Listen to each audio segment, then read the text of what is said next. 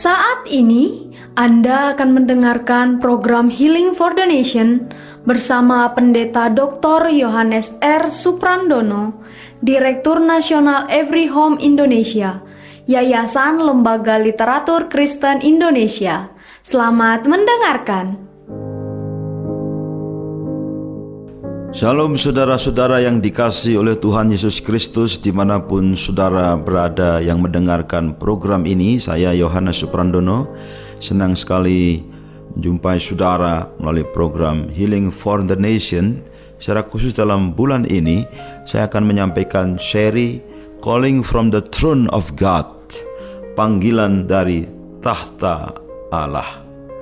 Saudara-saudaraku yang dikasihi oleh Tuhan, setiap hamba Tuhan di sepanjang masa, di sepanjang zaman, sejak perjanjian lama sampai perjanjian baru, terminologi dalam perjanjian lama yang dipakai adalah nabi, dalam perjanjian baru adalah rasul.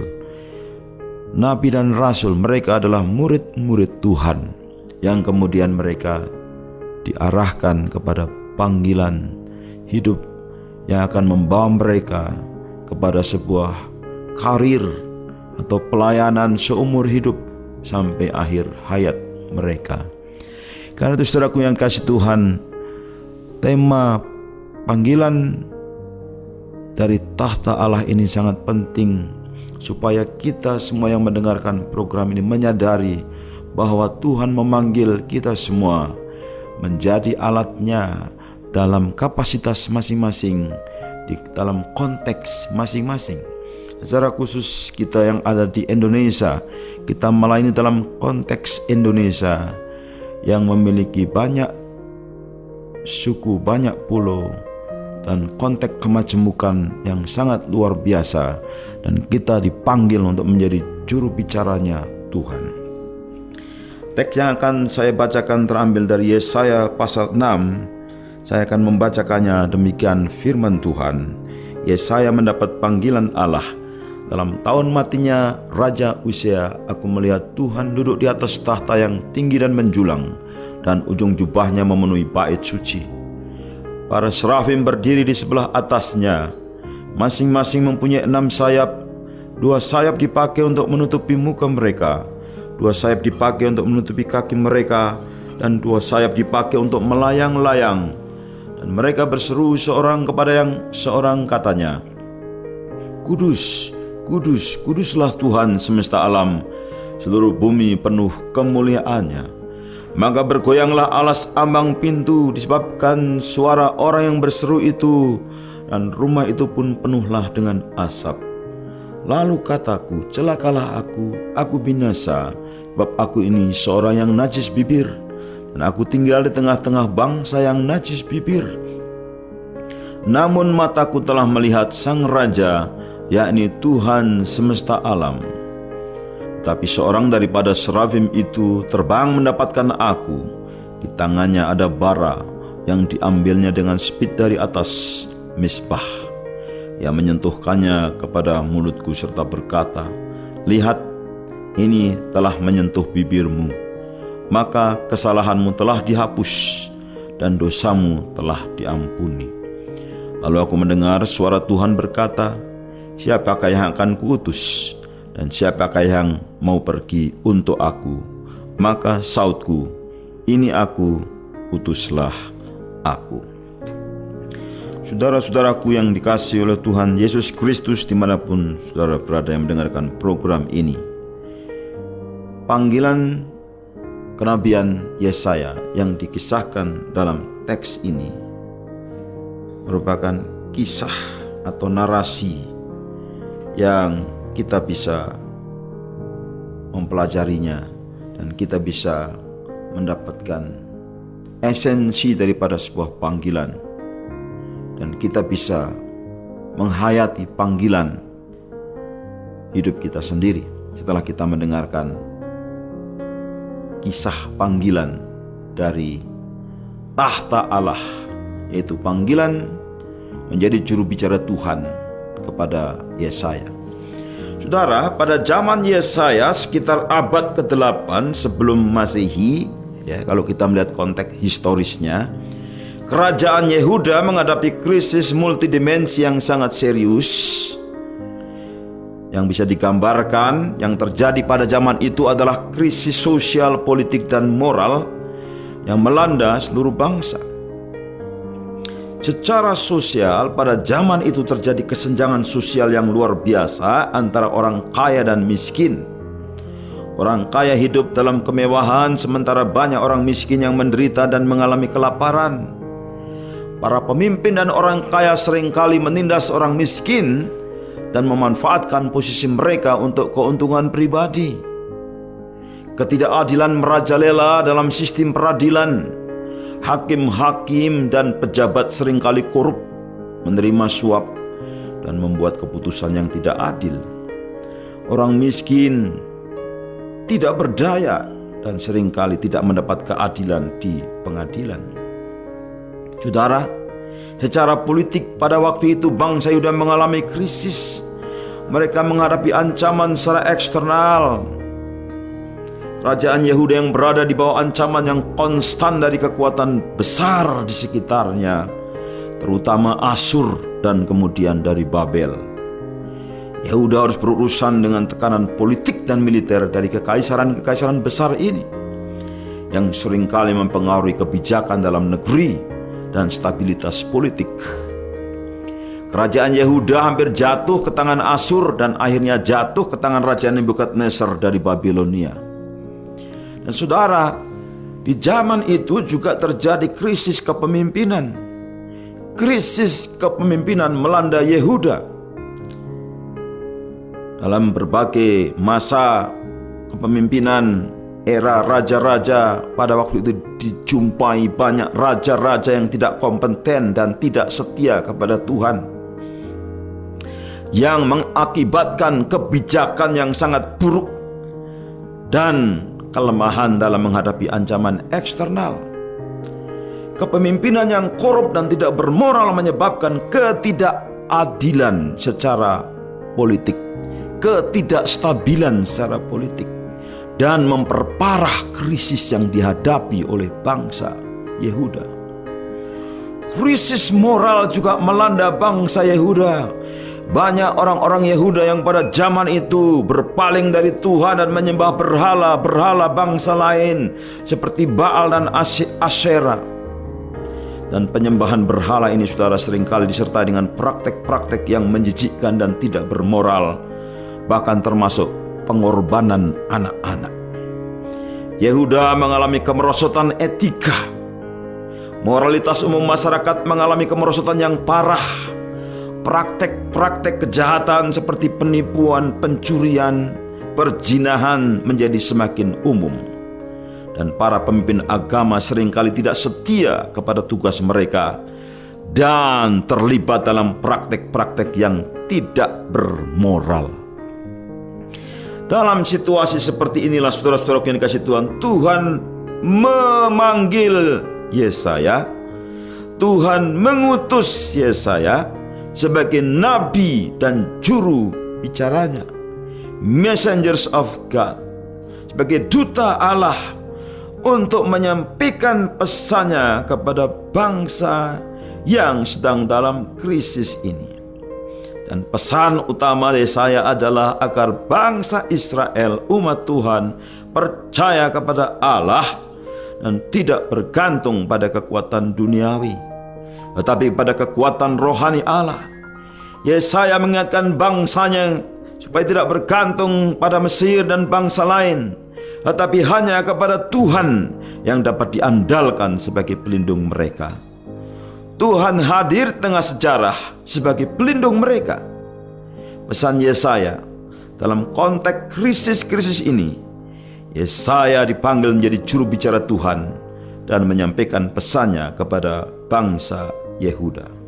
Saudaraku yang dikasihi Tuhan, mari kita kembali kepada teks. Kita akan menghayati bagaimana perjumpaan ini mengubahkan hidup Yesaya dan mengubahkan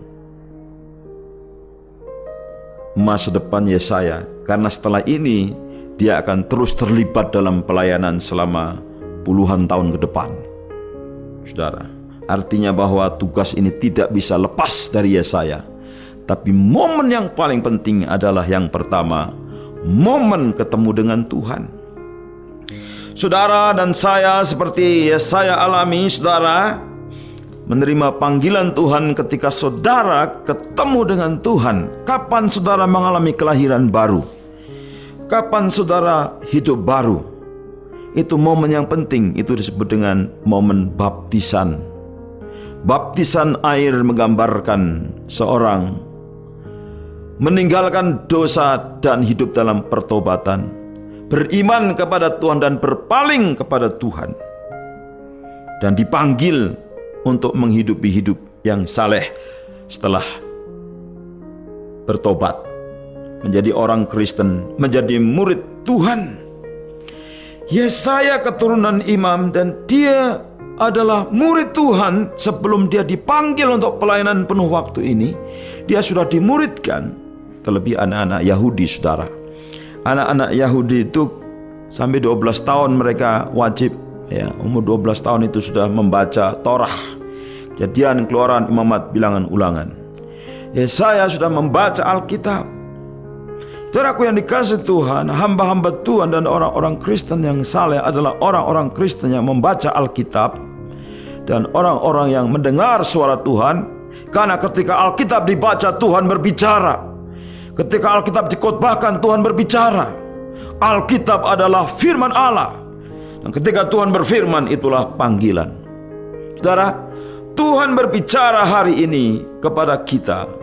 Dan Tuhan tetap duduk di atas tahtanya, dan dia tidak pernah beranjak dari tahtanya. Dia tinggal dalam tahta yang tempatnya maha tinggi, tetapi juga dia berbicara di tengah-tengah kita. Artinya ada saluran komunikasi yang Tuhan selalu nyatakan kepada kita. Penyataan umum, tapi juga penyataan khusus. Special revelation, penyataan khusus.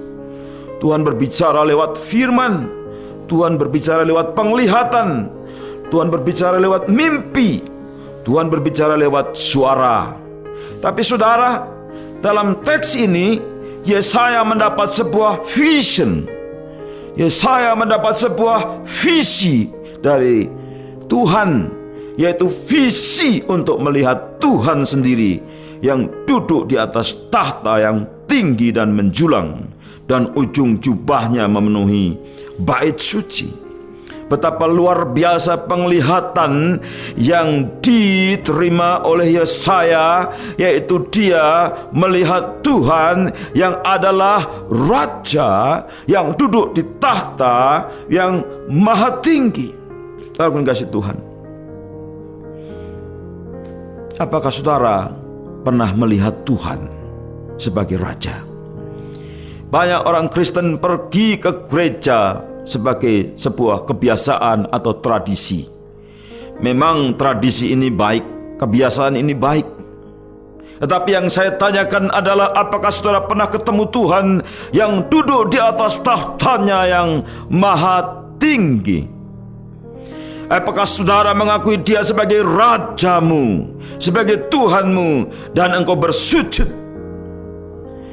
Banyak orang Kristen berdoa, meminta, tetapi jarang orang Kristen melihat Tuhan dan bersujud. Kebiasaan bersujud, saudara, adalah kebiasaan yang penting. Bukan hanya kebiasaan pergi beribadah seminggu sekali di gereja, tapi saudara, saya menantang saudara untuk bersujud di kaki Tuhan hari ini, dan seterusnya. Berlututlah, bersujudlah, karena Tuhan mengatur segala sesuatu. Tuhan berdaulat atas segala sesuatu. Tuhan yang menciptakan ruang dan waktu. Tuhan yang menciptakan kehidupan. Dia berdaulat. Apapun boleh terjadi di sekeliling kita, apapun boleh terjadi di tengah bangsa kita, apapun boleh terjadi di tengah dunia ini, tetapi Tuhan tetap bertahta. Dia mengontrol segala sesuatu, dan dia tidak pernah beranjak dari kekuasaannya. Kekuasaan tetap sama, dahulu, sekarang, dan sampai selama-lamanya. Saudara, Mari kita dengar panggilan Tuhan Sang Raja itu. Yang pertama, kita bersujud. Yang kedua, saudara, mari kita memperhatikan bahwa Dia duduk di atas tahta. Artinya yang berkuasa mengatur hidup kita adalah Tuhan, bukan kita yang mengatur hidup kita. And certain degree, dalam tingkat tertentu, saudara, kita diberi kebebasan. Kebebasan sebagai manusia yang diciptakan oleh Tuhan sebagai the image of God, imago Dei. Kita memiliki pikiran, perasaan dan kemauan. Kita bisa mengambil keputusan. Tetapi Tuhan tetap mengatur hidup kita dengan firman-Nya. Kenalah Tuhan dengan firman-Nya. Saudara, ujung jubahnya memenuhi bait suci, artinya Tuhan hadir. Dan kalau Tuhan hadir, Tuhan berbicara. Kalau saudara datang kepada Tuhan, bersujud, saudara mengenal Tuhan, dan Tuhan akan berbicara kepada saudara, dan firman-Nya akan sampai. Banyak orang-orang yang mengaku Kristen tetapi mereka tidak mendengar firman Tuhan yang spesifik untuk pribadi mereka. Mereka merasa kering, mereka merasa kosong, mereka merasa hambar. Kemudian mereka merasa Tuhan itu absen, Tuhan itu tidak hadir. Tetapi saya menantang saudara untuk saudara bertahan dalam lutut saudara, untuk saudara bertahan dalam mendengarkan firman Tuhan, dan kemudian saudara mengalami kehadiran Tuhan, dan Tuhan berbicara kepada saudara secara pribadi. Message atau pesan saudara terima secara pribadi. Ini penting sekali. Tuhan berbicara kepadamu, bukan kepada istri atau suami atau kepada orang lain. Tuhan berbicara kepadamu secara pribadi. Dan Tuhan ingin supaya saudara mengikuti tuntunannya, pimpinannya setiap hari. Izinkan Tuhan memenuhi bait suci. Tidak tahukah kamu bahwa tubuhmu adalah bait suci Allah? Allah berhadirat dalam hidup kita, dan Allah berhadirat dalam kumpulan orang-orang percaya. Memenuhi bait suci artinya bahwa Tuhan mau menghangatkan hati kita, Tuhan mau menyembuhkan hidup kita, Tuhan mau memulihkan kita, Tuhan mau memberikan kepada kita sense of glory, sense of heaven, suasana surga, suasana kemuliaan turun ke atas hidup kita, turun ke atas rumah tangga kita, turun ke atas diri kita. Dan saya percaya ketika bait suci Allah dipenuhi oleh hadirat Allah, maka ada sesuatu perkara yang besar terjadi. Kemuliaan Allah dinyatakan. Saudara, janganlah hendaknya engkau menjadi budak uang. Janganlah hendaknya engkau menjadi budak pekerjaan. Janganlah engkau menjadi budak daripada hawa nafsumu. Izinkan Tuhan memenuhimu, dan engkau akan diperintah oleh Tuhan yang Maha Kasih, Maha Sayang, penuh belas kasihan, dan penuh dengan kebaikan. Saudaraku yang kasih Tuhan, ada seorang yang awalnya jauh dari Tuhan karena dia berambisi untuk mencapai kekayaan. Dan saudara, orang ini memang menjadi sangat kaya raya, tapi dalam titik kehidupannya dia merasa bahwa hidupnya kosong. Dan kemudian bukannya kosong, dia mengalami masalah dan mengalami stres yang berat. Dia bisa berjalan sendiri pergi ke tengah kota di alun-alun, dan dia merenung di sana, dia merokok dan terus-menerus menghabiskan waktu dan hidupnya kosong. Sampai suatu saat dia datang atas undangan di sebuah persekutuan. Disitulah dia dipenuhi oleh Roh Allah. Dan setelah dipenuhi oleh Roh Allah, dia merasakan hidupnya diubahkan oleh Tuhan. Dan kemudian dia membuka persekutuan di rumahnya. Dia membuka kumpulan orang percaya. Dan saudara, dia menjadi sponsor pekerjaan Tuhan di kota itu. Dia memberi sponsor bagi mahasiswa teologi, dan sampai akhir hayatnya dia adalah seorang yang penuh dengan Roh Kudus. Saudara, hidup ini sangat berarti, tetapi juga sangat pendek. Kalau kita menerima hadirat Allah, maka kekekalan adalah bagian kita. Right now, sejak sekarang, sejak saudara menerima Yesus, sejak saudara penuh dengan Roh Kudus, sejak saudara menerima Yesus sebagai Tuhan, sebagai Raja dalam hidupmu, kerajaan Allah datang, dan hidup saudara berubah dan tidak sama lagi. Terima panggilan Tuhan. Dia memanggil dari tahtanya dan dia mau bertahta di hatimu. Tuhan Yesus memberkatimu sekarang juga berlimpah-limpah. Amin.